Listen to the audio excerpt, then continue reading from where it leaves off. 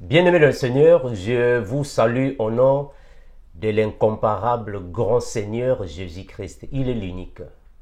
Jésus-Christ est l'unique et il est incomparable. Il est incorrigible. Qu'il vous bénisse, vous fortifie encore et toujours. Dans cette série, mes frères, je suis en train d'expliquer la marche des apôtres, c'est-à-dire le ministère apostolique. Merci à tous les frères et toutes les sœurs qui nous posent des questions afin de mieux comprendre les Écritures. Mes frères, cette série d'enseignements bibliques que j'ai expressément intitulée « Mieux comprendre » les lettres de notre bien-aimé frère Paul. Parce que le frère Paul, c'est le frère qui a reçu une sagesse dont plusieurs parmi nous tordent le sens, ne comprennent vraiment pas bien le frère Paul.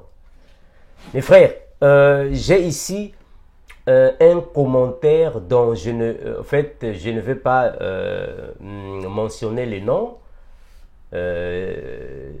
qui a posé quelques questions, mais malheureusement, c'est la même remarque que j'ai faite à vous, nos frères et nos sœurs.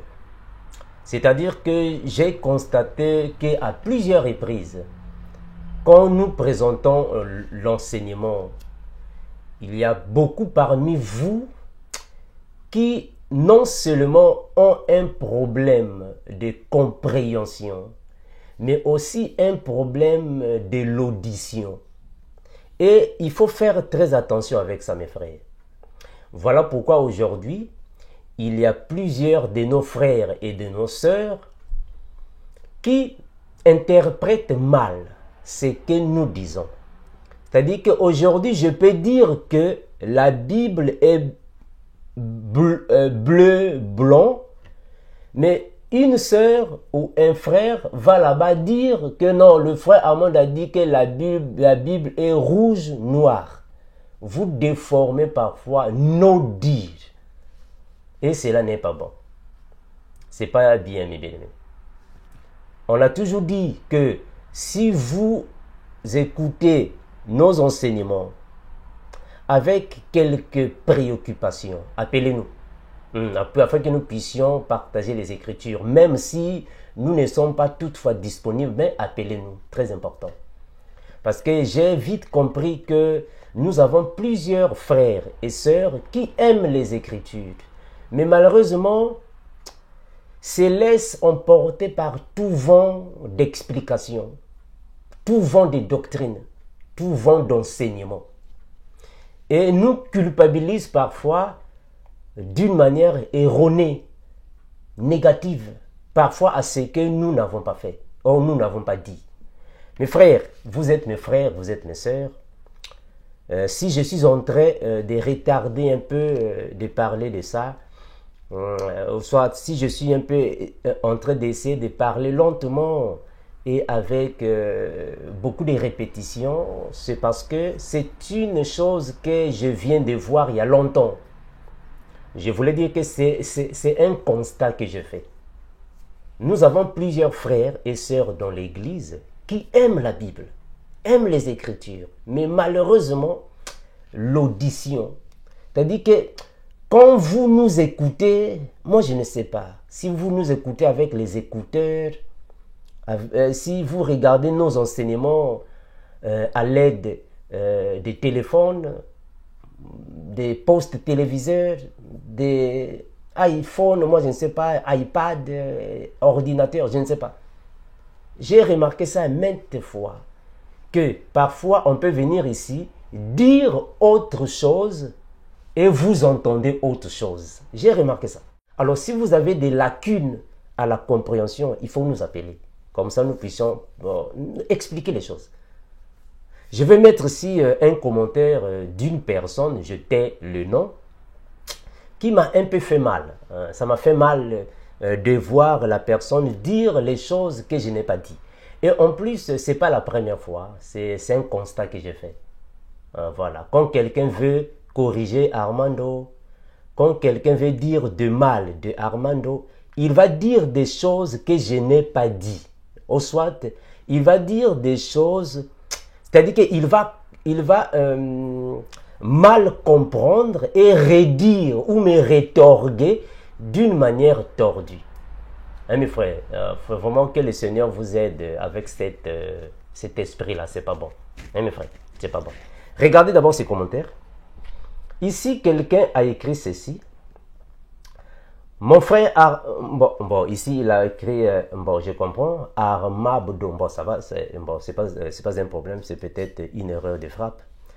Bon, il ou elle voulait dire, mon frère Armando, comment tu dis que c'est l'apôtre Jacques qui est la base et le fondement de la foi chrétienne? Est-ce que la foi de Jacques reposait sur Christ? Jacques était un prédicateur de la loi, il prêchait aux Juifs. C'est pour cela qu'il devrait démontrer les œuvres pour être justifié. Bon, ça, c'était selon la loi. L'apôtre Paul n'est pas lui qui a reçu la révélation de l'évangile de la grâce et pouvait dire que la justification s'obtient par la foi et non les œuvres. Qu'on doit croire celui qui a reçu la révélation de l'évangile de la grâce, Paul, ou celui qui prêchait encore la loi, dont la foi était basée sur les œuvres. Bon, mes bien-aimés, j'espère que vous êtes ici en train de voir ce commentaire que moi, je crois que malheureusement, les enseignements qu'on vous donne, mes bien-aimés, bon, ça fait un peu mal. Hein? Moi, ça me fait mal de vous voir ainsi, avec les faux enseignements qu'on vous donne. Et quand je viens ici parler de ça, vous dites que, non, frère Mano, toi, tu es trop orgueilleux, tu aimes trop corriger les autres, tu crois qu'il n'y a que toi qui connais. Hein, mes frères? Parce qu'il y a beaucoup de gens qui me disent, des choses pareilles. Que Armando, toi tu aimes trop corriger les autres, tu crois qu'il n'y a que toi qui connais la Bible, tu aimes trop corriger. Mes frères, ce n'est pas ça. C'est pas ça, mes frères. D'ailleurs, moi je vous l'ai toujours dit, si vous me voyez avec des erreurs, corrigez-moi. Et moi également, si je vous vois avec des erreurs, nous allons corriger ça. Ce n'est pas dans le but d'être orgueilleux, non. Mais c'est dans le but de vous amener à mieux comprendre les Écritures. Parce qu'il y a certains enseignements qu'on vous donne qui ne correspondent pas à la foi chrétienne. Il y a plusieurs faussetés que vous avez. Hein. Bon, je vais relire ça et je vais un peu en parler. Il va dire ainsi, mon frère Armando, comment dis-tu que c'est l'apôtre Jacques qui est la base et le fondement de la foi chrétienne? Est-ce que la foi de Jacques reposait sur Christ? Bon, mes bien-aimés, j'aimerais d'abord vous dire que ce que vous dites là ne correspond même pas à ce que j'ai dit. C'est faux. Vraiment, mes frères, il faut que l'audition, ça doit vous aider. Il faut bien nous discerner. Il faut bien écouter, entendre quand nous parlons. Mes frères, que sert-il à quelqu'un de dire qu'il a la foi s'il n'a pas les œuvres? Gloire à Jésus. La Merci mon frère. foi, Mais bien aimé, regardons bien ce que le frère Jacques est en train de dire. Ce qu'il dit ici, c'est la base de la foi chrétienne. Ce qu'il dit ici, c'est carrément le fondement de la saine doctrine. Que personne ne vous séduise d'aucune manière. Mais bien aimé, regardons bien ce que le frère Jacques est en train de dire. Ce qu'il dit ici, c'est la base de la foi chrétienne. Ce qu'il dit ici, c'est carrément le fondement de la saine doctrine. Est-ce que vous avez saisi ce que j'avais dit? J'avais bien dit que ça, c'est la base, ça, c'est le fondement. Ça, c'est le fondement. Ça, c'est la base. Mais je n'ai pas dit que c'est le frère Jacques qui est la base ou le fondement de... Mais non, mes frères. Comment est-ce que le frère Jacques va être la base de la foi chrétienne? Vous-même, vous ne voyez pas que ça n'a pas de sens. Hein, frère? Vous-même, vous ne voyez pas que ça n'a pas de sens que un docteur de l'évangile comme Armando, il va dire des choses comme ça. Que c'est le frère Jacques qui est le fondement de la foi chrétienne. Ça n'a pas de sens. Le fondement ou la base de la foi chrétienne, c'est Christ. C'est Christ, c'est ce que le frère Paul a dit. C'est Christ qui est le socle, le fondement, la base de la foi chrétienne. C'est Christ. Armand ne peut pas dire que c'est Jacques, mais non. Mais frère, il faut bien régler parfois l'audition. Hein, mais bien aimé. Les choses que vous dites contre nous, ça ne nous correspond pas. Hein, frère, ça ne nous correspond pas. Il faut enlever ça. Il faut dire les choses que nous avons dit. Si vous n'avez pas bien saisi, appelez-nous. Que d'aller là-bas dire que non, c'est Armando qui a dit ça. Ça, ce sont des faux témoignages. Un faux témoignage est un péché. Hein, frère? Quand vous portez des faux témoignages aux personnes, vous commettez des péchés. Je vais relire, regardez. Il va encore dire aussi, ou elle va encore dire aussi. Est-ce que la foi de Jacques reposait sur Christ? Mais oui, mes frères. Mais bien aimé, ça c'est quoi ça? La foi de Jacques, mais reposait. Mais mes frères, Jacques était disciple de Christ, oui ou non? Mes frères, Jacques, le frère Jacques, il avait le Saint-Esprit, oui ou non? Mais oui. Il avait le Saint-Esprit. Donc, sa foi s'est reposée sur Christ.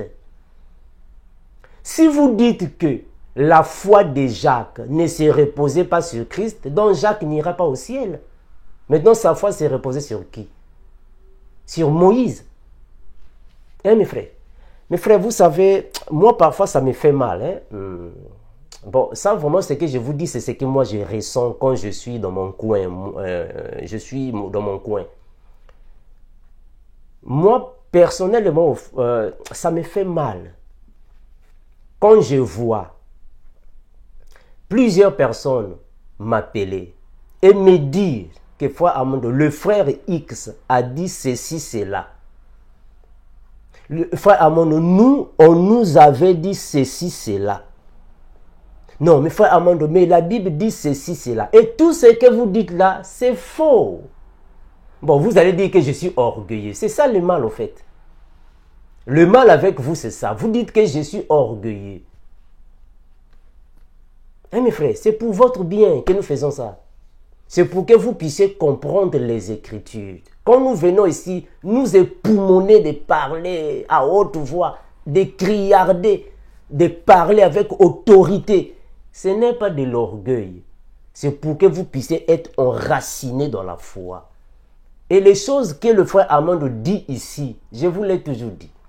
Quand vous remarquez que j'ai des erreurs en moi, ce que je dis, corrigez-moi. Je suis votre frère, non? Corrigez-moi. Et moi également, quand je remarque que vous avez trop de lacunes, on doit corriger ça, frère. On doit corriger ça. Et ce n'est pas de l'orgueil. C'est ça. Moi, ma mission, c'est ça. C'est ce que le Seigneur m'a dit. Quand le Seigneur m'a appelé, c'est ce qu'il m'a dit. Quand le Seigneur m'a parlé, moi j'ai écouté la voix du Seigneur. Une voix audible par l'oreille ou avec l'oreille droite. Je t'enseignerai la crainte. Va enseigner mon église. C'est ce qu'il m'a dit. Donc quand je viens ici, c'est pour enseigner. Donc ne croyez pas que je viens ici, bon, je vais corriger tout le monde. Je suis orgueilleux. Mais non. Frère. Tu dis que l'apôtre Jacques est la base. Ça, c'est faux. Ce n'est pas ce que je dis. Donc vous dites des choses que moi, je n'ai pas dit. Ça, c'est la première des choses. Est-ce que la foi de Jacques est reposée sur Christ? Nous disons oui. La foi de Jacques reposait sur Christ. Oui. Jacques était un disciple de Christ. Oui. Je continue. Jacques était un prédicateur de la loi. Il prêchait aux Juifs. C'est pour cela qu'il devrait démontrer les œuvres pour être justifié. Ça, c'était selon la loi. Bon, mes bien-aimés, vous savez, nous parfois, à cause de la parole du Seigneur, à cause de l'évangile, à cause de la crainte de Dieu, nous sommes obligés d'être humbles. Obligatoire.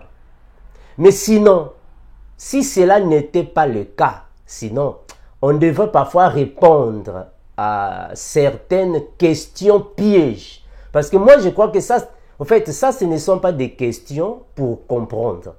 Je vais dire une chose. Mes frères, il y a des questions qui poussent la personne à comprendre. Mais il y a des questions pièges. Si aujourd'hui quelqu'un me disait, frère Armando, où est né Jésus? Il pose la question pour comprendre. Frère Armando, mais est-ce que faire la masturbation est un péché? Pourquoi? La personne veut comprendre. Frère Armando, dis-moi un peu, est-ce que l'enlèvement de l'église est avant la guerre d'Armageddon ou après? La personne veut comprendre. Frère Armando, mais est-ce que Jésus avait combien de disciples, combien d'apôtres? La personne veut comprendre. Donc on doit l'expliquer. Mais quand vous venez nous poser des questions pareilles, je comprends que ce sont des questions pièges. C'est-à-dire que vous avez déjà écouté ça quelque part. Vous avez déjà avalé ça. Vous avez déjà accepté à ça. Vous avez déjà cru à ça. Maintenant, je vais aller tenter le frère Armando. Qu'est-ce qu'il va dire? Et moi, Armando, je n'aime pas des questions pareilles. Moi, quand je vois, quand j'écoute, quand je reçois des questions pareilles, alors je viens, je vous ramasse. Je viens, je te ramasse. Parce que je comprends que ce sont des questions pièges. Tu as écouté ça quelque part? Quelqu'un t'a enseigné ça? Tu as déjà cru en ça? Et quand tu écoutes Armando, tu veux venir le piéger. Tu veux le piéger. Et moi, quand je vois des questions comme ça, je viens, je te réponds en te ramassant. C'est toi-même qui est... Donc ici, c'est toi-même qui es en train de confirmer. Tu confirmes ça. Toi-même, tu confirmes. Jacques était un prédicateur de la loi. Il prêchait aux Juifs. C'est pour cela qu'il devait démontrer les œuvres pour être justifié. Ça, c'était selon la loi. Tu confirmes ça. Mais pourquoi tu poses encore la question? Est-ce que Jacques était disciple de Christ? Tu poses encore ça pourquoi? Frère. Et en plus, ce que tu dis là, c'est faux. C'est faux. C'est pas juste. Je l'ai toujours dit, mes frères. Vraiment, aujourd'hui, je suis en train de vous parler fraternellement. Je vous parle fraternellement. Hein, mes frères? Parce que, dernièrement, je vous ai dit, mes frères, vous écoutez trop. Vous écoutez trop les gens. Donc, vous écoutez tout le monde. Et c'est ça, le mal avec vous. Vous écoutez tout le monde. Hein, mes frères? Donc, on vous a déjà dit que Jacques était un prédicateur de la loi. Il prêchait aux Juifs. Mes frères, moi je vous l'ai toujours dit. Si vous ne connaissez pas l'évangile de Christ, apprenez. Très important. Apprenez. Voilà pourquoi nous sommes en train de donner cette série d'enseignements. Mieux comprendre les lettres de Paul. Mes frères, je vais répéter ça. Parce que c'est la chose que je ne fais que dire. Je fais la tautologie. Je vous l'avais dit depuis que j'ai commencé cette série. Ainsi, tous les apôtres de Jésus, commençons par Pierre, l'aîné, jusqu'à Jean, le plus jeune, tous, jusqu'au temps de Paul, quand ils ont commencé, ils n'avaient pas de connaissances. Ils ont tous commencé avec des connaissances médiocres. y compris Jacques, quand ils ont commencé, ils n'avaient pas de connaissances avancées. Ça, c'est avant les 14 années du frère Paul. Ils n'avaient pas de connaissances avancées. Mais après les 14 années, ils grandissaient dans la foi. Donc, ce que Jacques va dire dans ses lettres, il faut savoir les balancer. Il y a des choses qu'ils ont dit au début, parce qu'ils n'avaient pas assez de connaissances. Mais après, ils ont eu des connaissances. Donc, il ne faut pas dire que Jacques était resté là uniquement avec les notions de la loi de Moïse. Et il a continué avec ça jusqu'au jour de sa mort. Ça, c'est faux, ça. Hein, mes frères? Ça, c'est faux. Si vous comprenez les Écritures de cette manière, vous vous trompez. Ça, c'est faux. Les apôtres ont commencé avec des moindres connaissances. Après, ils se sont renouvelés. Voilà pourquoi je donne cette série. Je vais arriver là-bas. J'avance petit à petit. Hein, mes frères, je vais arriver là-bas. J'avance petit à petit. Ça va. Je vais avancer petit à petit. Il faut bien comprendre ça. Très important. Quand le Saint-Esprit va envoyer Pierre, Jean, Jacques pour aller enseigner les Juifs, ils sont partis enseigner les Juifs parce qu'il leur a fallu des connaissances aussi approfondies. Parce que quand ils ont commencé, ils n'avaient pas assez de connaissances. D'ailleurs, Jésus a dit dans la Bible à Pierre, « Pierre, quand tu seras converti, paie mes brebis. » Écoutez ça, très important. Pierre, quand tu seras converti, paie mes brebis. Oh, ce qui signifie que Pierre n'était pas converti. Mais alors, il était avec le Seigneur. Est-ce que vous voyez ça? Le frère Pierre, il était apôtre. Le frère Pierre a reçu le Saint-Esprit. Le frère Pierre a marché, a mangé avec Christ. Le frère Pierre était envoyé même dans les missions évangéliques. Le frère Pierre prêchait déjà parce qu'il partait déjà en mission. Mais malheureusement, il n'était pas converti. Donc c'est Jésus qui dit à Pierre, « Pierre, quand tu seras converti, paie mes brebis. » Donc Pierre n'était pas converti. Mais donc qu'est-ce que signifie la conversion? La conversion signifie tout simplement le changement des croyances. Le changement des croyances, le changement des compréhensions, le changement de foi. Ça, c'est la conversion. Donc, tous les apôtres de Jésus, ils étaient avec Christ, mais ils étaient encore attachés aux choses de Moïse. Même le frère Jacques, il était attaché là-bas aux choses de Moïse. Mais quand le frère Paul vient après, il commençait à voir les choses différemment. Donc, il ne faut jamais croire que Jacques n'avait pas la foi en Christ. Mes frères, ça c'est grave ça. Ça c'est grave. Si on vous a enseigné que Jacques n'avait pas la foi en Christ, lui, la foi en Moïse, en d'autres termes, Jacques n'avait pas la grâce. Jacques n'avait pas le Saint-Esprit. Ça c'est grave mes frères. C'est qu'on vous enseigne là. C'est grave hein. Les choses qu'on vous enseigne, c'est très grave. Très grave. Je vais avancer. C'est pour cela qu'il devrait démontrer les œuvres pour être justifié. Ça, c'est la loi. C'est selon la loi. Je vais relire ce que le frère Jacques a dit. Je vais relire ça. Écoutez bien, mes frères. Écoutez. Parce que l'audition, c'est ça qui cause des problèmes ici. L'audition. Moi, je ne sais pas si c'est aussi à la compréhension. Je ne sais pas. Si je le dis parce que je ne veux pas peut-être vous manquer de respect, je ne veux pas aussi me moquer des gens, mais sauf que c'est un constat que je fais. C'est un constat. Ça, ce n'est pas la première fois. Je le remarque beaucoup de fois. On dit autre chose, vous comprenez autre chose. On explique d'une manière différente, vous saisissez différemment. C'est triste. Mais frère, regardez. La Bible va dire ainsi. Je vais relire ce que le frère Jacques a dit. A dit. Je suis dans Jacques 2, 17. Écoutez ce qu'il va dire. Il en est ainsi de la foi. Si elle n'a pas les œuvres, elle est morte en elle-même. Ça, ce sont des choses que j'étais en train d'expliquer dernièrement. Ça va. Le frère Jacques est en train de parler de les œuvres de la foi. Je répète ça tranquillement pour bien saisir. Les œuvres de la foi.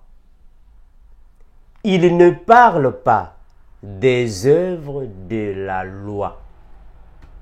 Mes frères, la lecture précise peut aussi vous aider à comprendre les choses. Très important. Tu dis ici que les œuvres, car il démontrait les œuvres pour être justifié. Ça, c'était la loi. Oh. Mais est-ce que le frère Jacques a parlé des œuvres de la loi ou il parle des œuvres de la foi? Mais vraiment, vous ne voyez pas là-bas dans vos Bibles que c'est écrit. Il ne parle pas des œuvres de la loi. Il parle des œuvres de la foi, mes frères. Apprenez quand même la lecture. Cela vous fera du bien. Dernièrement, j'ai parlé sur les œuvres de la foi. La foi. F-O-I. La foi. Je n'ai pas parlé des œuvres de la loi. L-O-I. Ah, mes frères, c'est dur avec nos bien-aimés. Je vais continuer. Regardez. L'apôtre Paul n'est pas celui qui a reçu la révélation de l'évangile de la grâce. Moi, je sais que ça, ce sont des questions que vous posez pas dans le but de comprendre les Écritures. Moi, je sais déjà. Je comprends déjà. Que vous ne posez pas des questions dans le but de comprendre les Écritures. Mais vous posez des questions dans le but de nous piéger. Ça, ce sont des questions pièges. Tu connais ça déjà, on t'a appris ça d'une autre manière et tu veux piéger l'autre. Bon, qu'est-ce qu'on a dit? Et quand on va répondre, vous allez encore revenir, mais non, mais non. C'est triste, hein? Et peut-être je peux encore vous choquer parce qu'on vous a mal enseigné la Bible. Je peux encore vous choquer. Le frère Paul, c'est pas lui qui a reçu la révélation de la grâce. C'est faux et archi faux. Je répète ma phrase. Ce n'est pas le frère Paul qui a reçu la révélation de l'évangile de la grâce. Si on t'a appris comme ça, c'est faux. C'est qu'on t'a mal appris. Hein, frère? Bon, vous, comme vous aimez dire que nous sommes des orgueilleux, vous allez encore dire que nous sommes des orgueilleux. Mais je vais revenir pour expliquer ça. Mes frères, vous savez, j'aimerais vous dire ainsi. Au fait, je l'ai toujours dit, mes frères.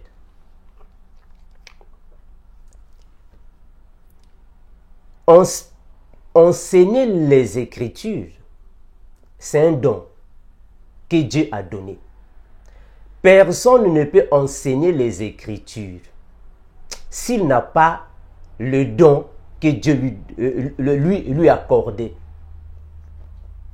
Hein, frère, voilà pourquoi la Bible dit qu'il ne faut pas que plusieurs personnes se mettent à enseigner.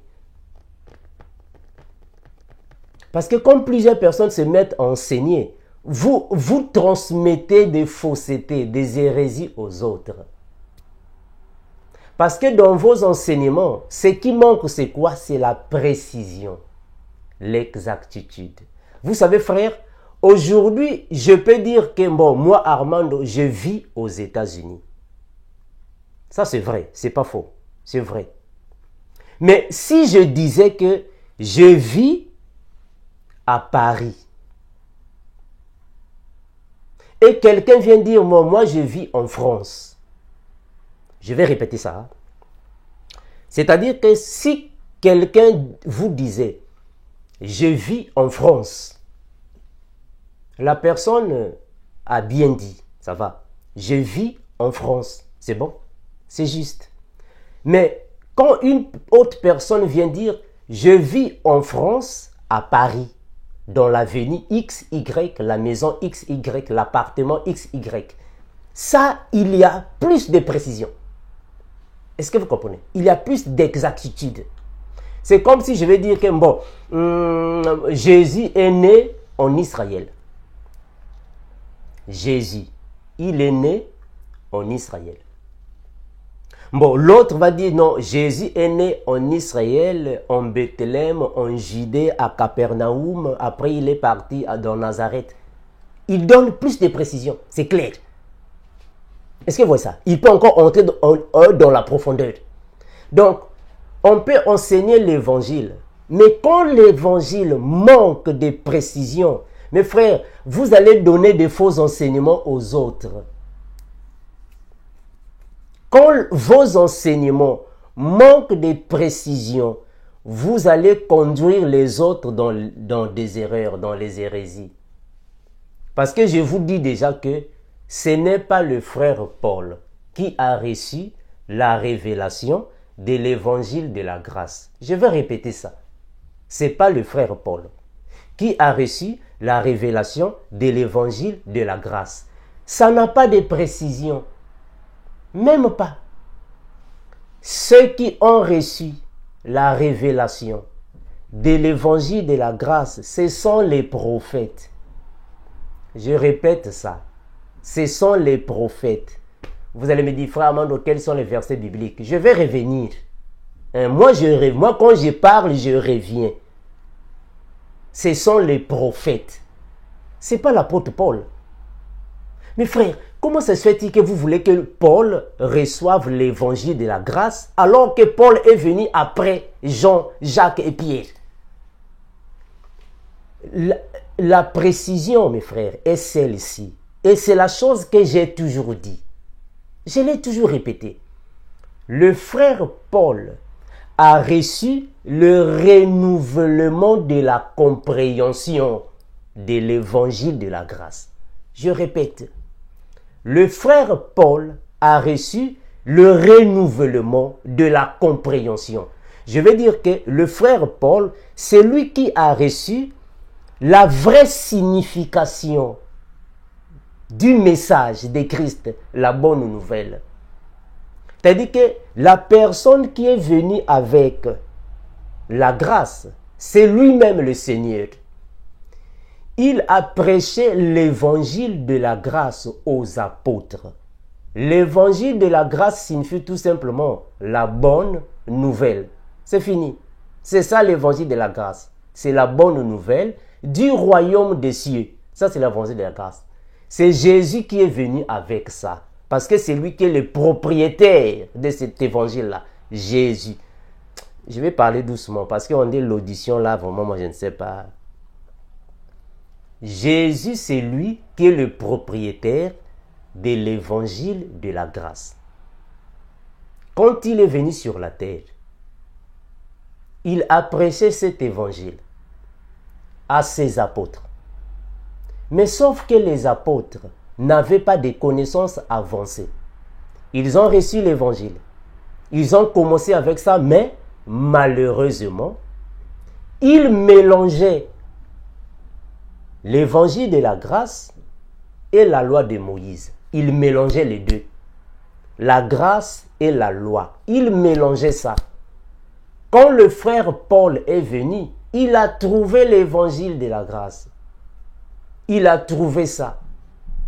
Paul a commencé aussi de prêcher. Au début, Paul n'avait pas aussi de connaissances avancées. C'est alors que Paul va être renouvelé. En d'autres termes, c'est Paul qui est venu avec la réforme de l'évangile. C'est le frère Paul. C'est le frère Paul qui a reçu la grâce de la restauration de l'évangile. Mes frères, retenez bien les mots que je suis en train d'utiliser. Ça va vous aider. Les mots que j'utilise vous aident. Le frère Paul a reçu le renouvellement, la restauration, la réforme, la régénération de l'évangile de la grâce. Mais ce n'est pas Paul qui a reçu la révélation. Non. La révélation, ce sont les prophètes qui ont reçu ça. D'abord, je vais lire ça pour ne pas dire que frère Armando, tu vas revenir au con. Je vais lire ça. Je vais lire ça. Ah, mes frères, c'est dur hein, quand on vous donne des enseignements qui ne correspondent pas aux Écritures, hein, mes frères. Quand nous venons causer ça, vous dites que nous sommes orgueilleux. Hein. Malheureusement, c'est pour votre bien. Hein. Regardez, nous sommes dans 1 Pierre. Lisez dans vos Bibles, mes frères. Mes frères, lisez dans vos Bibles et comprenez les Écritures. Il ne faut pas prêter l'oreille à tout vent d'enseignement là. Hein, frère? Je répète ça. Ce n'est pas le frère Paul qui a reçu, la révélation de l'évangile de la... Ça, c'est faux, ça. 1 Pierre, chapitre 1er, le verset 10 et 12. Écoutez ce que le frère Pierre va nous dire concernant la grâce, là. Regardez. 1 Pierre 1, 10 à 12. Je lis au nom de Jésus. Les prophètes qui ont prophétisé touchant la grâce qui vous a été réservée ont fait de ce salut l'objet de leur recherche et de leur investigation. Voulant sonder l'époque et les circonstances marquées par l'Esprit de Christ qui était en eux et qui attestait d'avance les souffrances de Christ et la gloire dont elles seraient suivies. Je prends le verset suivant afin que vous puissiez comprendre ce qu'il dit là-bas. Regardez. Il leur fut révélé. Il leur fut révélé que ce n'était pas pour eux-mêmes, mais pour vous, qu'ils étaient les dispensateurs de ces choses.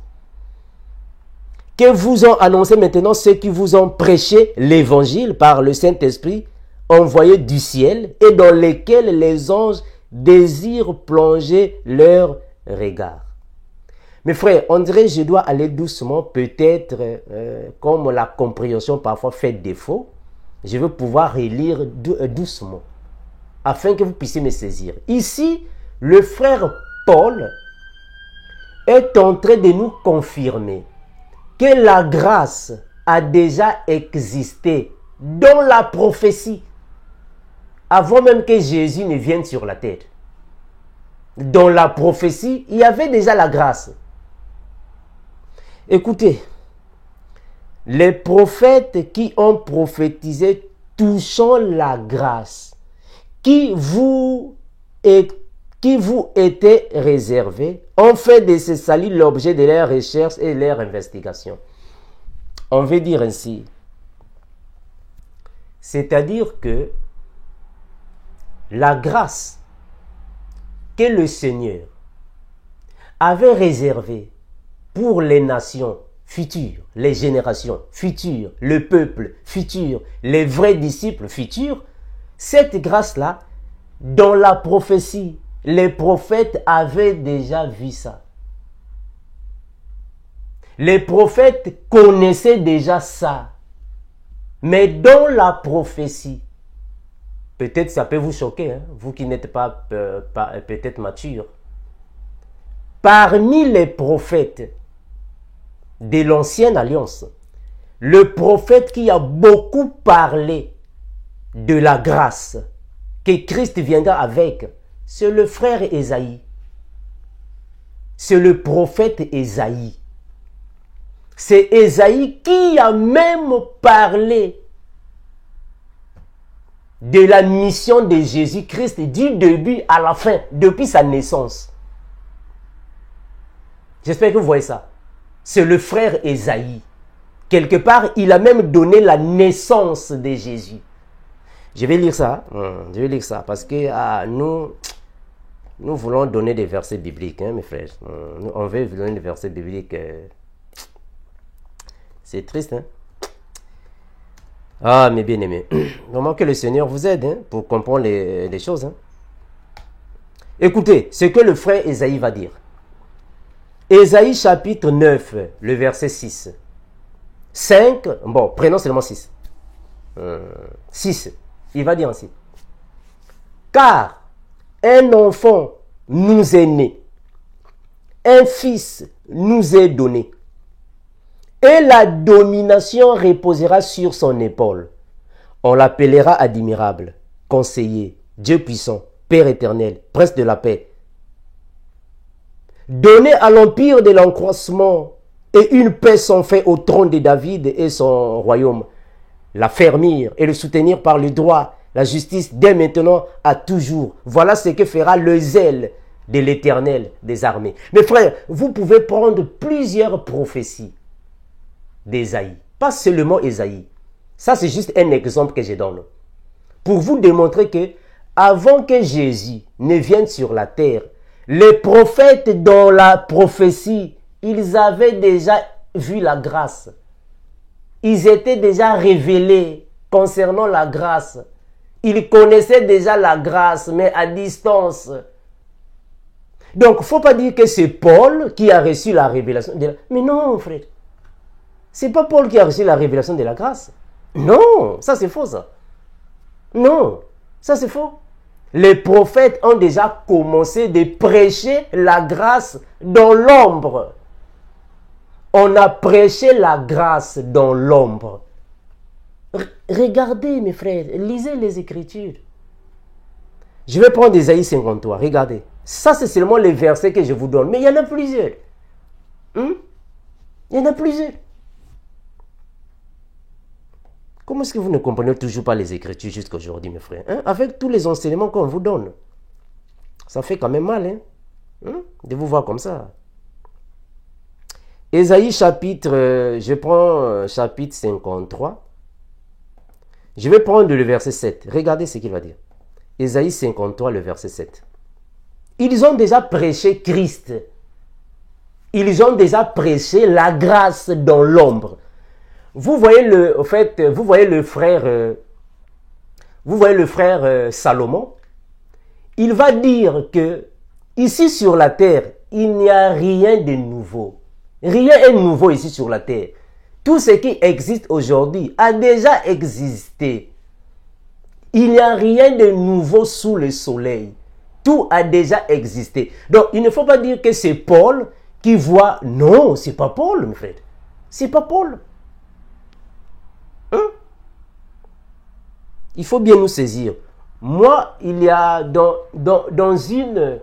l'une de mes vidéos, j'étais en train de dire que c'est le frère Paul qui a reçu l'évangile de la grâce. Et j'ai expliqué ça.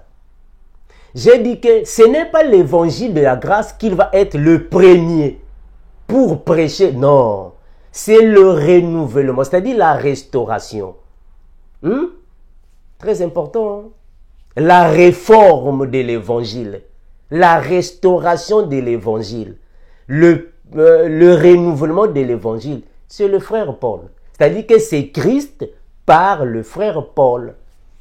Mais il ne faut pas dire que c'est lui qui a commencé avec la révélation. Non. Non. La révélation de la grâce, c'est depuis les prophètes. Je vais revenir sur ce que je disais. Regardez, je vais seulement prendre un passage. Écoutez ce qu'il dit. Ésaïe chapitre 53, le verset 7. Il va dire ainsi. Non, je prends le verset 5. Le verset 5. Ésaïe 53, 5 à 7. Je vais seulement m'arrêter par là pour ne pas aller loin. Mais il était blessé par nos péchés, brisé par nos iniquités. Le châtiment qui nous donne la paix est tombé sur lui. Et c'est par ses meurtrissures que nous sommes guéris. De qui parle-t-il? Ésaïe parle de qui? Il était blessé par nos péchés. Il parle de qui? Mais il parle de Jésus. Mais est-ce que Jésus était déjà sur la terre? Non. Quand Ésaïe, le prophète, parle de Jésus, Jésus n'est pas encore sur la terre. Mais il voyait déjà Jésus dans la vision, dans la prophétie. Donc ils ont déjà prêché la grâce dans la prophétie. Il continue, le verset 6. Nous étions tous errants comme des brebis, chacun suivait sa propre voie, et l'Éternel a fait retomber sur lui l'iniquité de nous tous. Il parle de Jésus. Le verset 7. Il a été maltraité et opprimé. De qui parle-t-il? Il n'a pas ouvert la bouche, semblable à un agneau qu'on mène à la boucherie, et une brebis muette, devant ceux qui l'attendent, il n'a pas ouvert la bouche. Il a été enlevé par l'angoisse et le châtiment, et parmi ceux de sa génération, qui a cru qu'il était retranché de la terre des vivants et frappé par les péchés de mon peuple. Il parle de qui? Il parle de Jésus.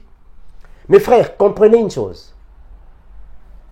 La vie de Jésus, l'évangile de Jésus, les enseignements de Jésus ne sont pas des choses nouvelles. Non, tout avait déjà été pré-enseigné, prophétisé par les apôtres, pardon, par les prophètes, je m'excuse.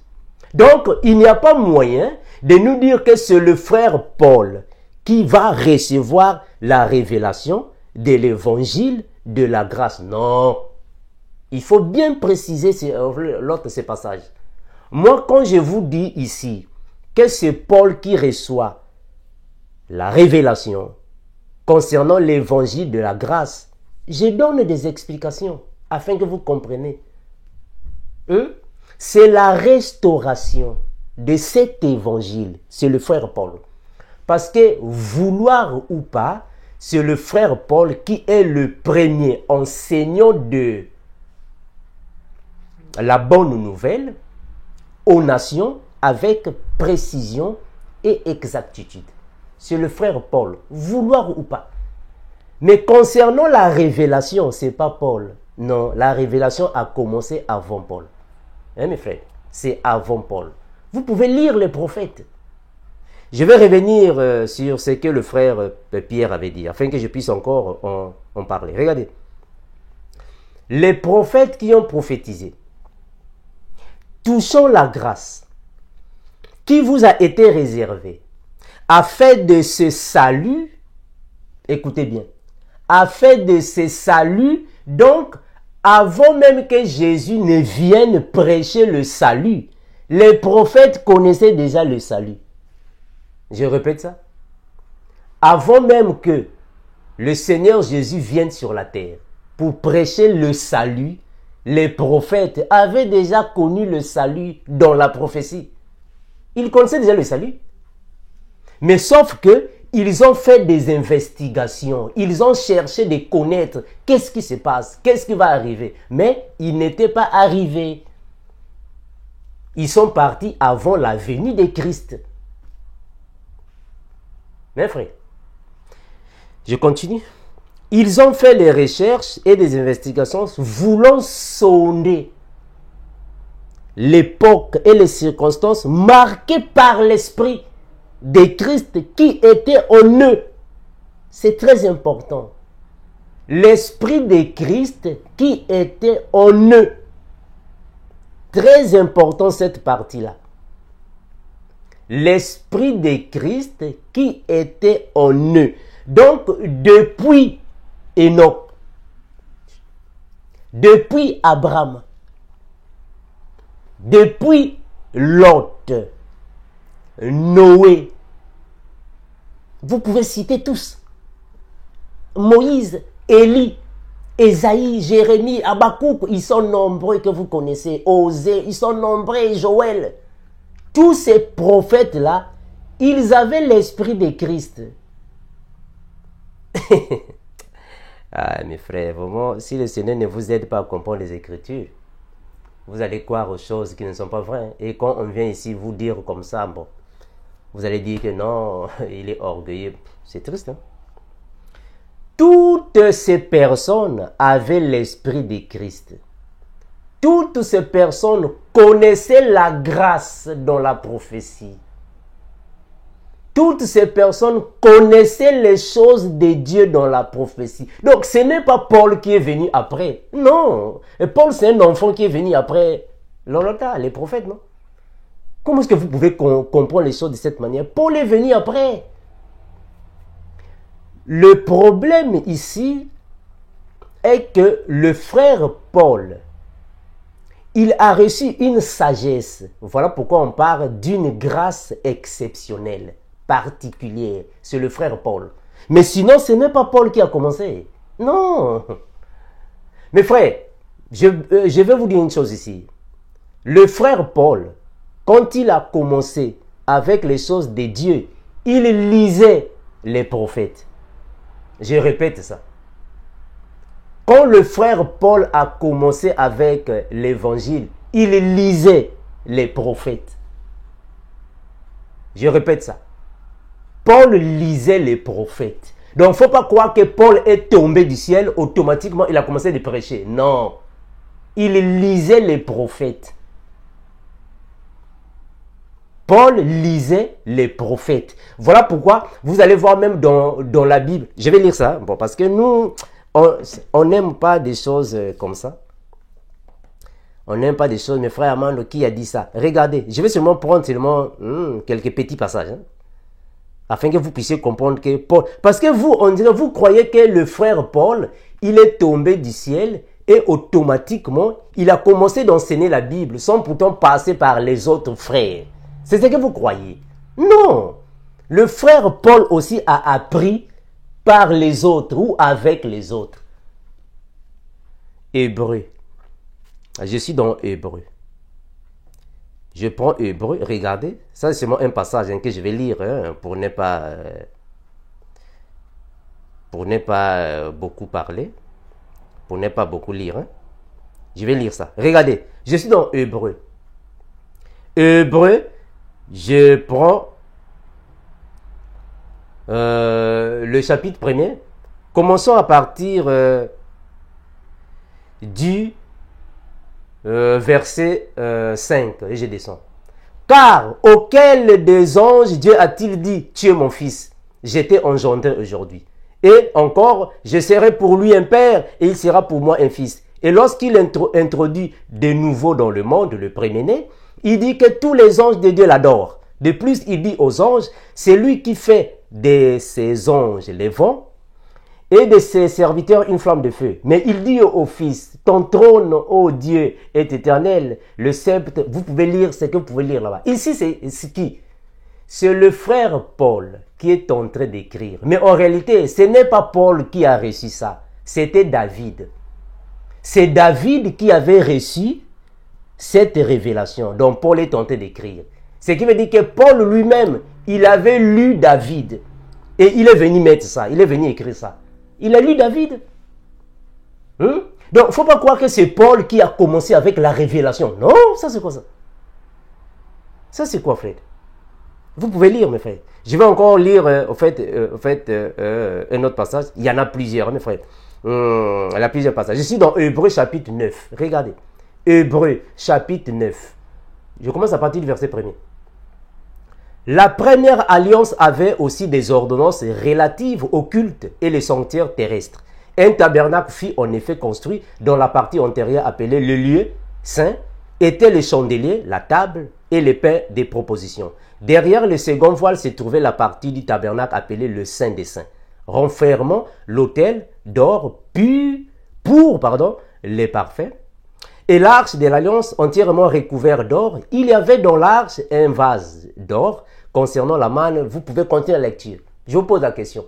Où est-ce que le frère Paul a eu ce qu'il est tenté de dire ici? Vous croyez que c'est Dieu qui l'a dit ça? Non! C'est Moïse qui a écrit ça. Ça, ce sont des choses que Moïse avait déjà expliquées. Comment est-ce que devrait être le tabernacle? C'est Moïse. C'est Moïse qui a expliqué ça.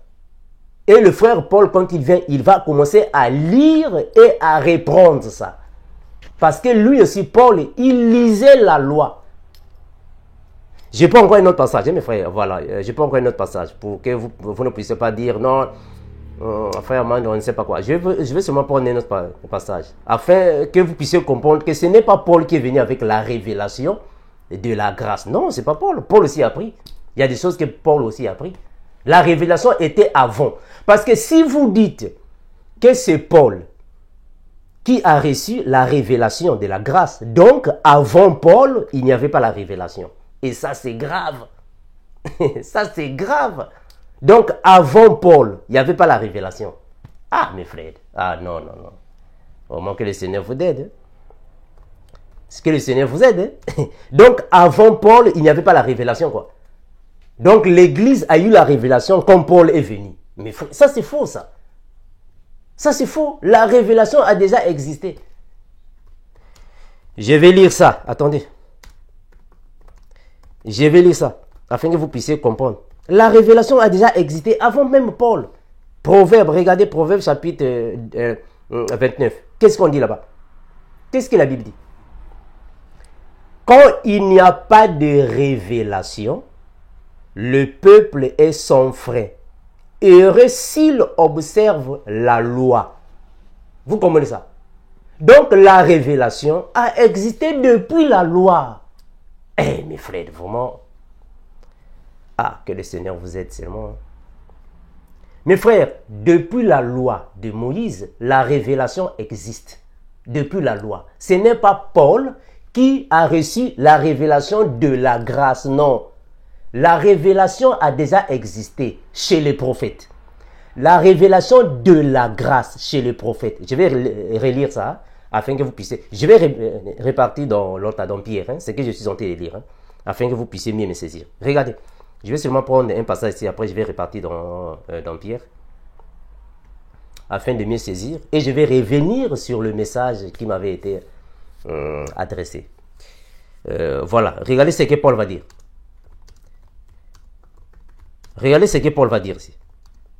Il va dire ainsi, je suis dans 1 Corinthiens. 1 Corinthiens, chapitre 14, le verset 34. Mes frères, écoutez bien, écoutez. Il va dire ainsi. Que les femmes se taisent dans les assemblées, car il ne leur est pas permis d'y parler, mais qu'elles soient soumises selon que le dit aussi la loi. Vous voyez ça? Mais est-ce que vous comprenez? Est-ce que vous comprenez ce que Paul est en train de dire? Paul est en train de dire que les femmes se taisent dans les assemblées. Je suis en train de parler sur les lettres de Paul. Je vais revenir pour en décortiquer. Je vais revenir. Ce que Paul est en train de dire, ce n'est pas Dieu qui l'a révélé ça. Non. Paul a bien dit, selon que le dit aussi la loi. Donc c'est depuis la loi. Même dans la loi de Moïse, c'était comme ça. Les femmes ne pouvaient pas prendre de l'autorité dans les assemblées. Même au temps de Moïse dans le désert. Je répète ça. Même au temps de Moïse dans le désert. Même parmi les enfants d'Israël. Avant même que Paul ne vienne dans l'évangile. Ça existait déjà. Et Paul lui-même a dit ici que selon que le dit aussi la loi. Donc ici, ce passage ici, ce n'est pas Dieu qui a révélé ça à Paul. Non. Paul aussi a lu ça dans la loi. Paul a lu ça dans la loi. C'est pas lui. Donc, il ne faut pas croire que non, la révélation de la grâce, de l'évangile de la grâce, c'est Paul qui a reçu ça. Non. La révélation a existé avant même Paul. Je vais continuer la lecture que je faisais. L'esprit de Christ qui était en eux. Tous les prophètes avaient l'esprit de Christ. Donc, ce sont les prophètes qui ont premièrement parlé de la grâce, parlé du salut, parlé de la vie de Jésus dans l'ombre, et Jésus est venu les accomplir. Ce sont les prophètes, ce n'est pas Paul, ce sont les prophètes. Je vais continuer. Voulant sonder l'époque et les circonstances marquées par l'esprit de Christ qui était en eux et qui attestait. Qui attestait. Donc l'esprit de Christ qui était déjà dans les prophètes, attester signifie quoi? Je vais lire ça dans la version Good News Translation. Oui, nous voulons la précision, mes frères. Nous, quand on enseigne la Bible, nous voulons la précision, afin que vous puissiez mieux comprendre. La précision. 1 Pierre. 1 Pierre 1. La précision va vous aider, hein, mes frères. La précision. 1 Pierre 1, 10 à 12. Qu'est-ce qu'il va dire ça? Les prophètes ont fait des recherches et des investigations au sujet de ces saluts. Au sujet de ces saluts. Donc, avant même que nous, dans la nouvelle alliance, nous puissions parler du salut, les prophètes avaient déjà eu ça dans la révélation. Parce qu'on ne peut jamais parler du salut s'il n'y a pas la grâce. Mais non, mes frères. On ne peut jamais parler de la grâce s'il n'y a pas de salut. Je parle du salut éternel. Attention. Ah voilà. Attention à l'audition. Attention. Les prophètes qui ont fait des recherches et des investigations au sujet du salut, ils ont prophétisé à propos du don que Dieu vous destinait. Le don en question ici, c'est quoi? C'est la grâce. C'est la grâce. Les prophètes ont déjà prophétisé sur la grâce.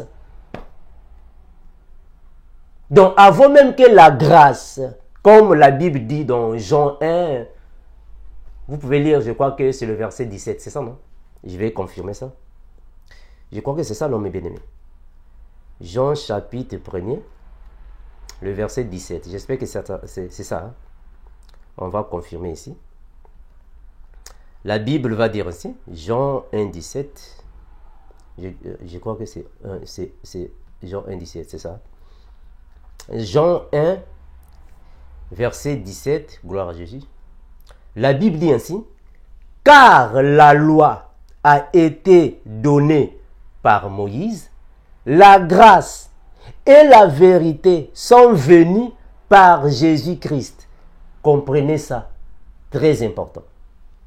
Je répète la lecture. Car la loi a été donnée par Moïse. Amen, ça c'est vrai. La grâce et la vérité sont venues avec Christ. Mais dans la révélation, la grâce, les prophètes connaissaient déjà ça. Je vais dire ainsi.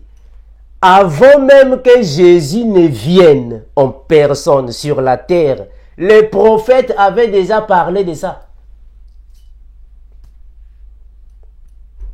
Lisez les Écritures, mes frères. Avant même que Jésus ne vienne avec la grâce et la vérité, les prophètes avaient déjà parlé de ça. Et Jésus lui-même avait déjà dit. Je vais retourner là-bas. Je prends un autre passage. Il faut lire les Écritures, hein, afin que ça soit encore clair, pour que ça ne soit pas que non, c'est moi qui ai dit. Un frère Armando, toi tu avais dit, or c'est pas moi qui ai dit ça. La Bible va dire ainsi. Regardez ce que la Bible va dire. Jésus lui-même va dire ainsi. Jésus lui-même va dire ainsi. Je suis dans Jean. Jean, je vais chercher ça. La Bible va dire ainsi. Je vais pouvoir chercher ça afin que je puisse vous donner le verset qui correspond. Afin que je vous donne les passages qui correspondent. Voilà. Jean 5, 39. Gloire à Jésus. Jean 5, 39. Il dit ainsi. Vous sondez les Écritures parce que vous pensez avoir en elles la vie éternelle. Ce sont elles qui rendent témoignage de moi. Est-ce que vous comprenez ça? C'est lui qui est en train de dire ça. Toutes les Écritures rendent témoignage de Jésus. Donc Jésus, avant même qu'il ne vienne, on connaissait déjà ce qu'il viendra faire. Il connaissait déjà ça. Les prophètes connaissaient déjà ça. Donc l'évangile de la grâce n'est pas sur le frère Paul. Non. Cet évangile a déjà existé dans l'ombre. Ce sont les prophètes qui en avaient parlé. Jésus va encore dire ainsi. Je vais prendre Luc chapitre 24, le verset 27. Jésus qui lut ainsi. Luc 24, 26 à 27, c'est mieux encore. Luc 24, 26, 27, la Bible va dire ainsi. Ne fallait-il pas que le Christ souffrit ces choses et qu'il entra dans sa gloire? Et commençons par Moïse et par tous les prophètes. Il leur expliqua dans toutes les Écritures ce que le concernait. Ce que le concernait. Donc même Moïse a rendu témoignage de Jésus avant même que Jésus ne vienne. Moïse a déjà parlé de lui. Je vais relire ça. Non, frère Amando, ça se trouve où? Ok, je vais lire ça. Eh mes frères, je vais lire ça. Le Seigneur va dire ainsi. Oh mes frères, comprenez les Écritures, hein, mes frères. Comprenez les Écritures, cela va vous aider. Hein? La Bible va dire ainsi. Je vais chercher ça afin que vous puissiez mieux me saisir. La Bible va dire ainsi. Je vais chercher ça comme ça au moins. Vous allez mieux saisir ce que je dis. Je vais chercher ça ici. Ok, je vais prendre un passage biblique qui est sans discussion, qui est encore clair, qui a beaucoup de précisions encore, afin que vous puissiez mieux saisir ce que je dis. Je suis dans, voilà, Luc 24, 44. Ici, vraiment, il n'y a pas de discussion à faire, il n'y a pas de débat. C'est clair, la compréhension est claire. Luc 24, le verset 44. Puis il leur dit, c'est là ce que je vous disais, lorsque j'étais encore avec vous, qu'il fallait que s'accomplisse tout ce qui est écrit de moi dans la loi de Moïse, dans les prophètes et dans les psaumes. C'est clair, mes frères. Vraiment, c'est clair. Est-ce que vous comprenez ça? C'est clair. Vraiment que le Seigneur vous aide, mes frères, à comprendre les Écritures. Cela va vous aider. Cela va vous aider. Bon, bien que vous ne croyez pas à ce que nous disons, mais cela va vraiment vous aider. Donc, je vais revenir vers vous. Je vais continuer, mes frères. Ici, je suis en train de chercher de vous expliquer que tous les prophètes avaient déjà l'esprit de Christ. Tous les prophètes avaient vu la grâce et tous les prophètes avaient la révélation de la grâce. Maintenant, je vais dire ainsi. Qu'est-ce que signifie révélation? Parce qu'on dit pour certaines parmi nous, vous croyez peut-être que la révélation, c'est la sagesse de Paul. C'est ça la révélation. Non, frère. La révélation signifie tout simplement la connaissance d'une chose qui était cachée dans le passé et Dieu te le fait voir. C'est ça la révélation. Révélation signifie tout simplement connaître les choses en avance. Ça, c'est la révélation. Facile que ça. Connaître les choses en avance. C'est ça la révélation. Expliquer les Écritures avec une autre sagesse. C'est ça la révélation. Voir les choses à distance avec l'œil d'aigle. C'est ça la révélation. Entrer dans la profondeur de la chose et faire ressortir les choses que parfois les autres ne voient pas. Mais toi, tu vois ça. Ça, c'est la révélation. Mais or, la révélation n'a pas commencé avec Paul. Mais non, frère, ça c'est faux, ça. Si vous dites que la révélation a commencé avec Paul, donc avant Paul, l'Église n'avait pas la révélation. Mais ça, c'est grave.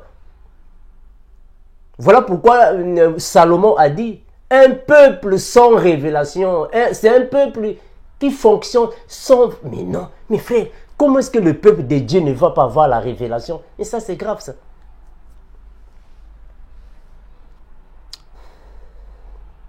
Bon, vous êtes habitué avec vos enseignants qui vous enseignent. 1 Pierre, je continue. Voulant sonder l'époque et les circonstances marquées par l'Esprit de Christ qui était en eux et qui attestait d'avance. C'est ça la révélation. C'est ça la révélation. La révélation signifie que l'Esprit les a attestés des choses d'avance. C'est-à-dire que les choses qui viendront là-bas, ils avaient déjà connu ça. Ça, c'est la révélation. Ils ont déjà eu connaissance des choses qui n'étaient pas encore arrivées. Ça, c'est la révélation.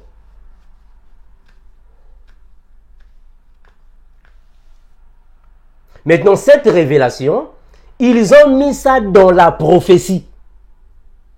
C'est-à-dire qu'ils ont eu connaissance des choses, mais qui étaient dans la prophétie, c'est-à-dire qui étaient projetées. Parce qu'une prophétie ici, dans les cas échéants, signifie les choses projetées qui vont se réaliser dans le futur. Et eux, ils avaient déjà connu ça. Parce qu'il ne faut pas confondre la révélation et la prophétie. Attention, très important. Une révélation signifie la connaissance des choses avant leur apparition. Je répète, la révélation, c'est le fait de connaître des choses avant même que les choses n'y arrivent. Tu connais déjà les choses. La révélation également, c'est le fait de voir ce que les autres n'ont pas vu, mais toi tu vois ça dans leur profondeur. Donc tu comprends ces choses-là en avance. Mais alors la prophétie, c'est tout ce que Dieu va transmettre, mais qui vont alors avoir un effet, soit dans la suite des temps. Ça c'est la prophétie. Dans la suite des temps, ces choses vont ou peuvent s'accomplir. Mais les personnes ont déjà projeté ça. Donc vous ne pouvez pas dire que c'est le frère Paul qui va avoir la révélation de l'évangile de la grâce. Non, ce sont les prophètes. Après les prophètes, les apôtres. Après les apôtres, Paul vient après. Paul vient après. Je continue la lecture. Regardez, je continue.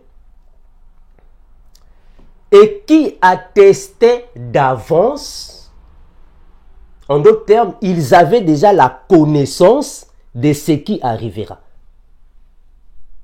Mes frères, vous voyez les prophètes. Les prophètes connaissaient déjà qu'il y aura un prophète qui viendra. Plus que tout le monde. Est-ce que vous savez ça?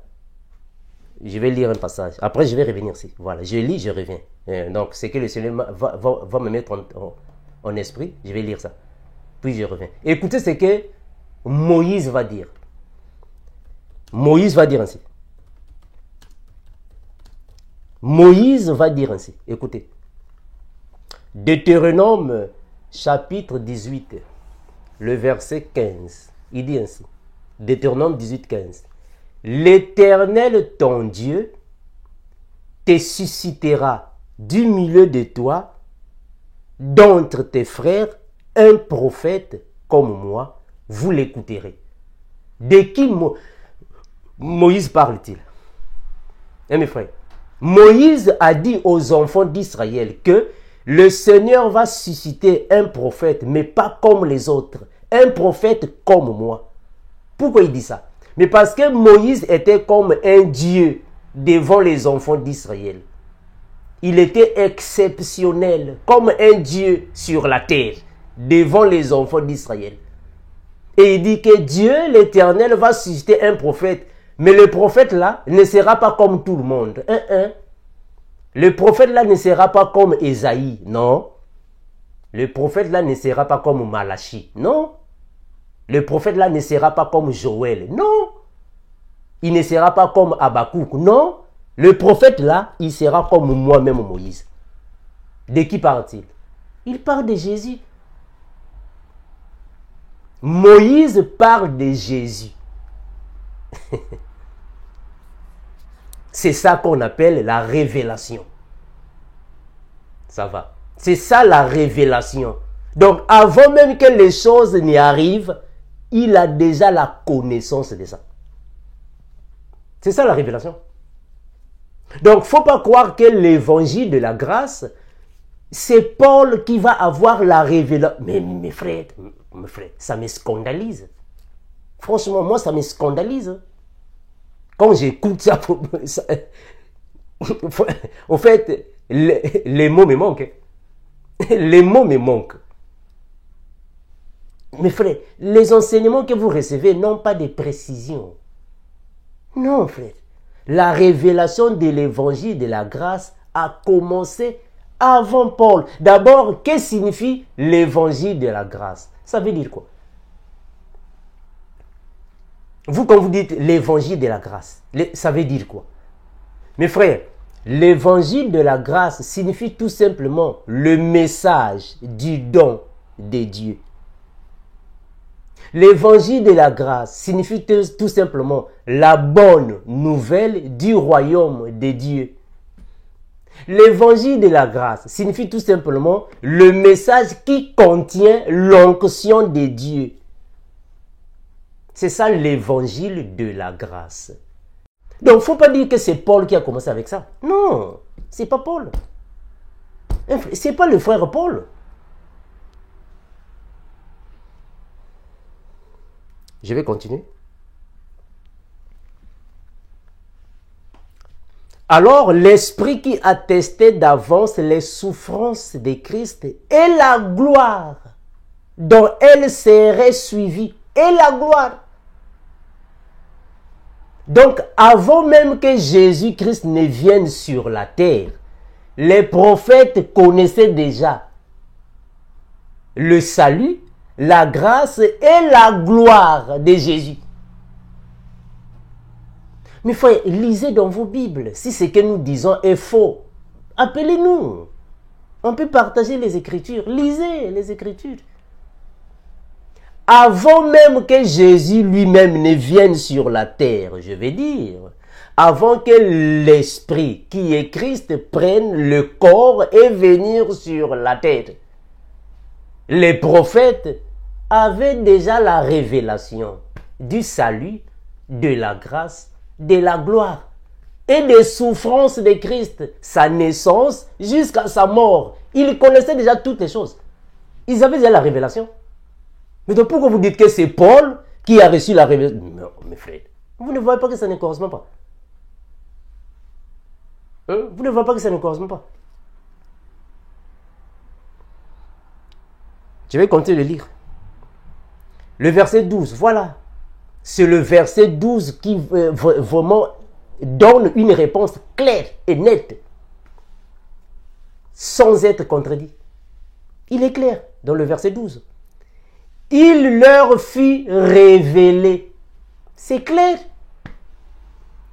Il leur fit révéler. Ils connaissaient déjà, la révélation était déjà avec les prophètes. Il leur fut révélé que ce n'était pas pour eux-mêmes. Eux-mêmes, mes frères, est-ce que vous comprenez ce qu'il est tenté de dire? Il est en train de dire que ces choses étaient déjà révélées aux prophètes. Mais ce n'était pas pour eux-mêmes. Non, c'était pour les générations futures. Donc, ils connaissaient déjà ça. Ils avaient la révélation. Good news Translation. Good News Translation. Qu'est-ce qu'on dit ici? Good News Translation, on nous dit ainsi. 1 Pierre 10, 12. Les prophètes ont fait des recherches et des investigations au sujet de ce salut et ils ont prophétisé à propos du don que Dieu vous destinait. Ils s'efforçaient de découvrir à quelle époque ces choses-là vont arriver, à quelle époque. Parce qu'ils étaient déjà au courant, ils savaient déjà. À quelle époque et à quelles circonstances se rapporteraient les indications données par le Saint-Esprit ou l'Esprit de Dieu. Car cet Esprit présent en eux annonçait davantage les souffrances que le Christ devrait souffrir et la gloire qui serait la sienne ensuite. Dieu révéla aux prophètes. Alléluia. Gloire à Jésus. Gloire à Jésus. Dieu révéla aux prophètes que le message dont ils étaient chargés n'était pas pour eux-mêmes. À cause de l'audition, parce que il y a certains frères et certaines sœurs qui n'écoutent pas bien peut-être. Donc, je vous conseillerais d'écouter nos enseignements avec le poste téléviseur et augmenter le volume. Cela peut être facile. Parce que quand vous écoutez le message avec les téléphones, smartphones, iPhone, peut-être le volume ne va pas être convenable. Écoutez avec le poste téléviseur et augmentez le volume. Ça va vous aider. Frère. 1 Pierre 1, 12. Je reprends la lecture. Dieu révéla aux prophètes que le message... Oh, quel message? Quel message? Voilà. Le message ici, c'est l'évangile de la grâce. Je répète ça. Le message ici, c'est l'évangile de la grâce. En d'autres termes, le message du salut. Le message du salut. Les prophètes connaissaient déjà ça. Ils connaissaient déjà ça. Ils étaient déjà révélés. Dieu révéla aux prophètes que le message dont ils étaient chargés n'était pas pour eux-mêmes. Non, ce n'était pas pour eux. Parce que eux, ils étaient dans la loi. Les prophètes étaient dans la loi. Donc, le message de la grâce, la bonne nouvelle du royaume de Dieu, en d'autres termes, l'évangile de Christ, en d'autres termes, l'évangile de la grâce, en d'autres termes, le message du don de Dieu. C'est la même chose. Les prophètes ont reçu ça, mais ce n'était pas destiné à eux. C'était destiné aux générations futures parce que Christ devrait d'abord venir accomplir la loi. C'est alors que le message est donné dans la nouvelle naissance, aux générations. Mais ils avaient déjà la révélation. Il y a même un prophète, rappelez-vous, dans la Bible, que le Seigneur l'avait dit que tu ne mourras pas sans pourtant que tu puisses voir le don de Dieu. Vous vous rappelez? Je vais revenir ici. Je dois aller là-bas. Je dois lire ça. Je vais revenir ici. Je dois lire ça pour éviter seulement que non, frère Mando, ça c'est quel prophète? Le prophète en question, il vit au Congo. Le prophète en question vit au Cameroun. C'est le prophète Joël Tatou. Non, on ne parle pas de lui ici. On parle d'un autre prophète dans la Bible. Regardez. La Bible va dire ainsi. Regardez. Voilà. Voilà. Luc. Voilà. Luc. Vous avez ça dans vos Bibles. Je suis dans Luc. Je prends le verset 2. Vous pouvez faire la lecture à la maison. Bon, je vais pouvoir... Luc 2, 25. La Bible va dire ainsi. Voilà. 2, 25. La Bible va dire ainsi. Et voici, il y avait à Jérusalem un homme appelé Siméon. Cet homme était juste et pieux. Il attendait la consolation d'Israël. Et l'Esprit Saint était sur lui. Il avait été divinement averti par le Saint-Esprit qu'il ne mourrait point avant d'avoir vu le Christ du Seigneur. C'est-à-dire, le Christ du Seigneur signifie loin de Dieu. Ça va? Loin de Dieu. Parce que ici, Christ signifie un oint. Ça va? Hein? Oint signifie Christ. Il vint au temple poussé par l'Esprit. Et comme les parents apportaient le petit garçon qui est Jésus, pour accomplir à son égard c'est qu'ordonnait la loi, il le reçut dans ses bras, bénit Dieu et dit, Seigneur, maintenant, tu laisses ton serviteur s'en aller en paix selon ta promesse, car mes yeux ont vu ton salut. Mes frères, est-ce que vous écoutez ça? Mes yeux ont vu ton salut. Voilà pourquoi j'étais en train de dire que le salut, la grâce, la gloire ont déjà existé avant même que Jésus ne vienne sur la terre. Ça existait déjà.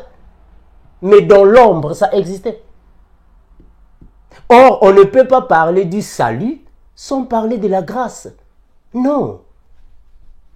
Donc ici, le frère Siméon, prophète, il était divinement averti. Non, toi, tu ne mourras pas. Tu verras le salut. Tu vas voir la grâce. Tu vas voir loin de Dieu en personne. Et il était en train d'attendre.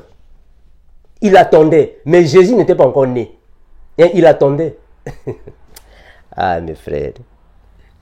C'est ça qu'on appelle par la révélation. Donc, il était révélé. Il connaissait les choses en avance. Et il les attendait. Et quand Jésus est né, il est venu toucher Jésus. Il a dit, Seigneur, j'ai vu ton salut. Parce qu'il a vu Jésus. Donc, ils avaient déjà la révélation du salut, de la grâce, de la gloire de Dieu. Avant même Paul. C'est avant Paul. Regardez ce qu'il va dire dans le verset 31. Le salut que tu as préparé pour tous les peuples. Donc, avant même que les nations reçoivent le salut, le frère Siméon a vu le salut en personne. Or, Jésus n'avait pas encore commencé de prêcher l'évangile. Donc ici, on ne connaissait même pas Pierre, on ne connaissait même pas Paul, on ne connaissait même pas Zacharie, bon, c'est pas, on ne connaissait pas tout le monde. Jean, Jacques, on ne les connaissait même pas. Donc on ne connaissait même pas les 5 ministères. On ne connaissait pas ça ici. Mais le frère Simeon, vision. Il a reçu la révélation. Il a vu ça dans la prophétie. Donc la révélation de l'évangile existait avant même Paul, frère. Ça existait avant Paul. Mais frère, il y a beaucoup de preuves palpables ici à donner. Et il va même dire dans le verset 32, lumière pour éclairer les nations et gloire d'Israël, son peuple. Donc la lumière de Christ, il avait déjà vu ça. Donc avant même que Jésus vienne dire que je suis la lumière du monde, le prophète Siméon avait déjà vu la lumière là. Il avait déjà vu la lumière là. Mais frère, vraiment que le Seigneur vous aide. Hein? Le Seigneur vous aide à comprendre les Écritures avec précision. Qu'il vous aide. Regardez, je vais continuer. Il leur fut révélé que ce n'était pas pour eux-mêmes, mais pour nous, qu'ils étaient les dispensateurs de ces choses que vous ont annoncé maintenant, ceux qui vous ont prêché l'évangile par le Saint-Esprit envoyé du ciel et dans lesquels les anges désirent plonger leur regard. Mes frères, Ici, je vais aussi répondre directement à un frère qui m'avait dit que non, frère Armando,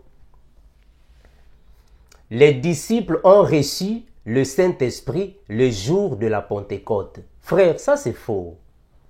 Ça c'est faux ça. Beaucoup de gens disent que non, le Saint-Esprit est venu le jour de la Pentecôte. Mais frère, ça c'est faux. Ah, mes frères, lisez quand même la Bible, non? Frère, lisez la Bible, frère.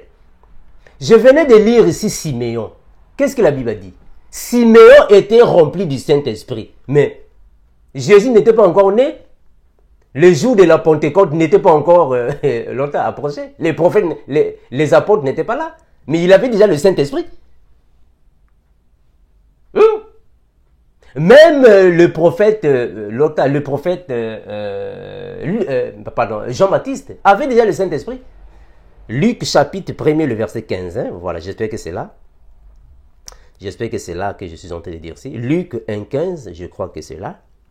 On va lire ça. Luc 1,15, j'espère que c'est là. Gloire à Jésus. Car il sera grand devant le Seigneur et il sera rempli de l'Esprit Saint dès le sein de sa mère. Donc Jean-Baptiste avait déjà le Saint-Esprit avant même le jour de la Pentecôte. Et les apôtres Jean, Jacques et Pierre avaient reçu le Saint-Esprit avant le jour de la Pentecôte. Donc Paul n'était même pas là. Paul n'était pas là. Paul n'était pas là. Or, c'est le Saint-Esprit qui donne la révélation du message de la grâce. Quand les apôtres ont reçu le Saint-Esprit, Paul n'était pas là. C'est avant le jour de la Pentecôte. Je vais lire ça. Regardez, je vais lire ça. J'espère que je vais m'arrêter par ici. Je vais revenir. Voilà. Moi, je vais revenir pour donner encore des versets bibliques concernant ce que j'ai écouté de la sœur, soit ce que j'écoute de vous, ce que vous dites là. Je vais revenir afin que vous puissiez comprendre. Je suis dans Jean 20, 22. Jean 20, 22. Après ces paroles, il souffla. Jésus souffla sur eux et leur dit, recevez le Saint-Esprit. Ici, c'est avant la Pentecôte. C'est avant la Pentecôte. Je vais revenir, mes frères. Je vais en fait en parler. Je vais retourner vers le message qui m'avait été adressé. Alors, le message dit ainsi. Et pouvait dire que la justification s'obtient par la foi et non les œuvres qui doit croire celui qui a reçu la révélation de l'évangile de la grâce ou celui qui prêchait encore la loi dont la foi était basée sur les œuvres. Bon, mes frères, vous savez, c'est ce que j'étais ici en fait en train de dire. Bon, je comprends, parfois on vous donne des enseignements qui n'ont pas de précision. Dernièrement, quand j'étais en train de parler sur la foi sans les œuvres est morte, j'avais donné des explications. J'avais bien dit, mes frères, vraiment, je ne sais pas si si vraiment vous écoutez. Je ne sais pas si vous écoutez. Mes frères, c'est que nous expliquons. Je vais relire ce passage-là. Mes frères, est-ce que vous... Seigneur, c'est dur. Je vais en fait relire ça. Moi, je sais que ça, ce sont des questions pièges, parce que vous voulez parfois nous piéger. Ça, ce sont des questions pièges. Ça, ce sont des questions pièges. Ce sont des choses que vous avez déjà écoutées ailleurs et vous voulez peut-être venir nous piéger. Je comprends. Bon, que le Seigneur vous aide. Je vais relire ça. Je suis dans Jacques 2, 24. Mes frères, lisez avec un cœur doux, paisible et avec l'intelligence en place, s'il vous plaît. Mes frères, lisez bien. Je vais lire le passage que j'ai lu dernièrement. Vous voyez que l'homme est justifié par les œuvres. Et non, et non, et non par la foi seulement. Seulement.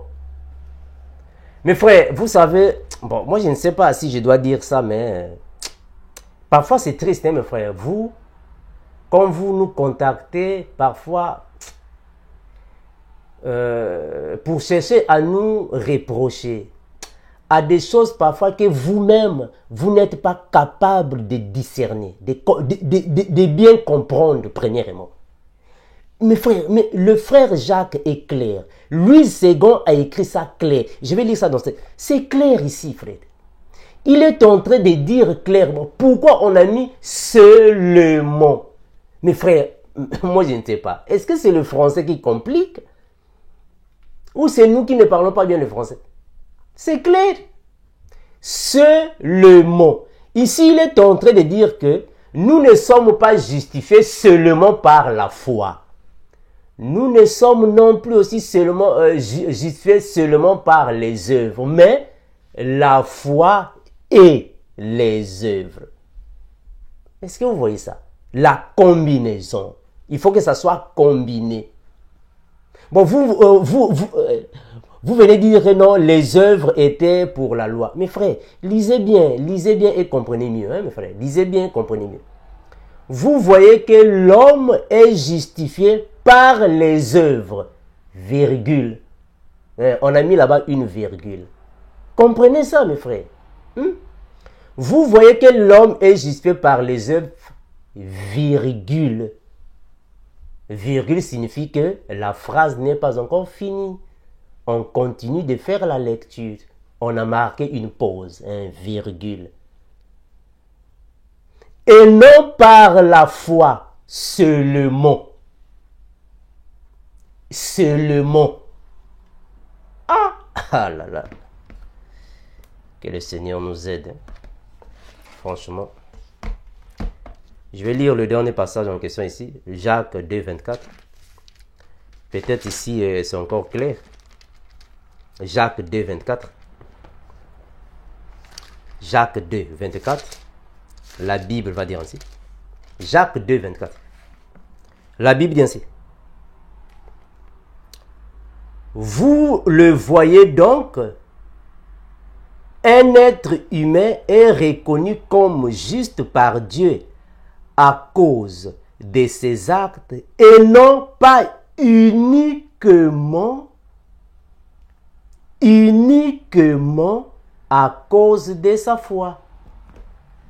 Seigneur, vraiment que le Seigneur nous aide. Hein? Mes frères, vraiment que le Seigneur nous aide et vous aide également afin de comprendre les Écritures. Ça, c'est vrai. Le frère Jacques et les autres apôtres, quand ils ont commencé avec le ministère, c'est comme nous autres, mes frères. Vous croyez que moi, Armando, quand j'ai commencé avec le ministère, j'avais les connaissances que j'ai aujourd'hui? Mes frères, moi, Armando, quand j'ai commencé avec le ministère, j'avais les connaissances que j'ai aujourd'hui? Non. Quand j'ai commencé, je tâtonnais. J'ai lombiné. Quand j'ai commencé, je n'avais pas assez de connaissances. Je me rappelle même en 2015, quand j'ai fait ma première vidéo. Non. Oui, 2015, je crois. Quand j'ai fait ma toute première vidéo. J'ai fait ma toute première vidéo et j'ai balancé ça sur YouTube. 2 jours après, j'avais effacé ça. J'ai effacé ça. Pourquoi j'ai effacé ça? Parce que j'étais obligé de m'écouter. Après, je me suis dit, non, il y a trop de erreurs. Ce qu'il dit n'est pas bon. J'ai effacé ça. Parce que je n'étais pas encore prêt. Hein, frère, avec le temps, nous nous sommes améliorés. Avec le temps. C'est comme les apôtres. Jean, Jacques et Pierre, ils étaient envoyés vers les enfants d'Israël pour prêcher les Juifs. Nous disons Amen. Mais cela ne signifie pas dire que leur foi était tournée vers Moïse. Non, frère. Non, c'était des disciples de Jésus. Ils ont commencé avec les Juifs et Paul dans les nations, mais avec le temps, les frères là, ils se renouvelaient. Avec le temps, ils voyaient les choses différemment parce qu'eux aussi, ils partaient prêcher dans les nations. Vous ne voyez pas que quand le frère Paul est parti, le frère Paul est parti à Antioche, le frère Pierre aussi, il est parti à Antioche, là où Paul était. Je vais lire ça. Galates. Galates chapitre 2. Hein, voilà. Nous aimons lire parfois les Écritures hein, pour ne pas avoir des doutes après. Galates chapitre 2. Comment est-ce que vous voyez seulement les Écritures les 14 ans avant? Mais il faut aussi voir les 14 ans après. Les choses avaient changé. 14 ans après, les choses avaient changé. Les apôtres de Jérusalem aussi sortaient. Ils partaient aussi à l'extérieur de Jérusalem, à l'extérieur d'Israël pour enseigner. Galates chapitre 2, regardez. Galates chapitre 2. Je vais prendre, parce que vous croyez que seulement que Jean, Pierre et Jacques, ils étaient seulement en Israël, seulement pour les Juifs, seulement. Non, après ils partaient dans les autres nations. Jacques 2, je prends le verset 11. C'est clair. Donc il n'y a même pas de commentaires à faire, c'est clair. Galates 2, le verset 11. Je répète. Galates 2, le verset 11. Le frère Paul dit ainsi. Ici, c'est Paul lui-même qui le dit. Mais lorsque Céphas vint à Antioche, je lui résistais en face parce qu'il était répréhensible. Je m'arrête. Le frère Paul a dit que Pierre était parti à Antioche. Mais pour aller faire quoi? Ici, déjà, vous allez comprendre que, mes frères,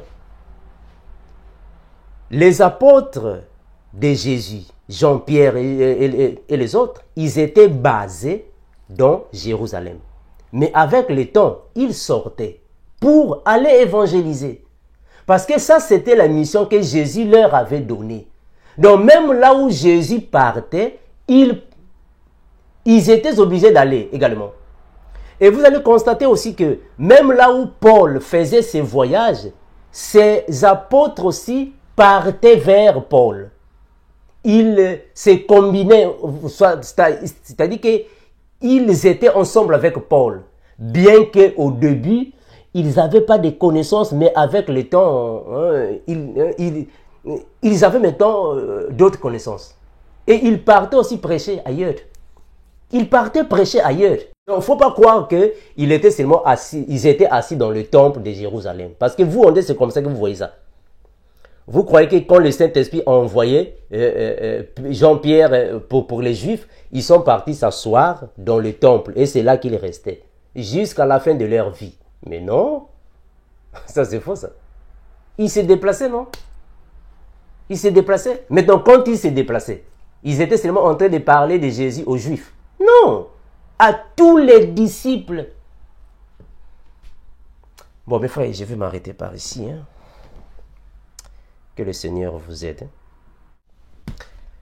Mes frères, que le Seigneur vous bénisse, vous garde, vous fortifie. Vraiment, nous sommes ici pour des questions supplémentaires. Je vais revenir pour faire la deuxième partie parce qu'il y a des choses que je voulais vraiment encore parler, mais le temps ne permet pas.